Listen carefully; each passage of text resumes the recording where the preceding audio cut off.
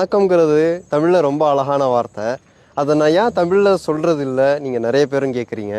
அதோட முக்கிய காரணம் என்னென்னா அதோட அர்த்தம் தான். வணக்கம்ங்கிறது வணங்குதல்னு ஒரு அர்த்தம். நான் வணங்குறது இறைவனை மட்டும்தான், மக்களை கிடையாது. எனக்கு என்ன யோசனை இருந்துச்சுன்னா ஹலோன்னு சொல்கிறது. ஆனால் அந்த வார்த்தையில் வந்து பார்த்திங்கன்னா ஹெல்லு அந்த நெருகம் வார்த்தை வருது. அதனால நான் அது சொல்கிறது ஒரு மாதிரியா இருக்குது. வேறு வந்து ஹாய் வார்த்தை இருக்குது. ஹாய் சொல்லும்போது அது கொஞ்சம் அன்ப்ரொஃபஷனலாக கொஞ்சம் மரியாதை இல்லாமல் பேசுகிற மாதிரியாக இருக்கும்.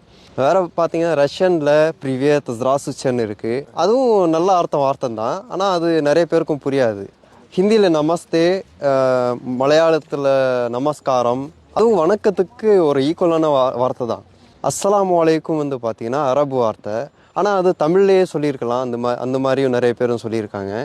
அதோட தமிழ் அர்த்தம் பார்த்தீங்கன்னா உங்கள் மேலே சாந்தியம் சமாதானமும் உண்டாகட்டும், அந்த மாதிரி ஒரு அர்த்தம் இருக்குது.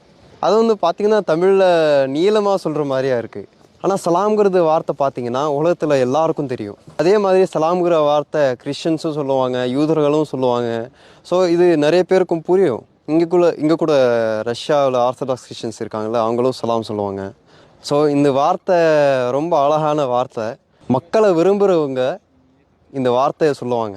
ஸோ நான் ஏன் சலாம் சொல்கிறேன் உங்களுக்கு புரிஞ்சிருக்குன்னு நினைக்கிறேன். அஸ்ஸலாமு அலைக்கும்.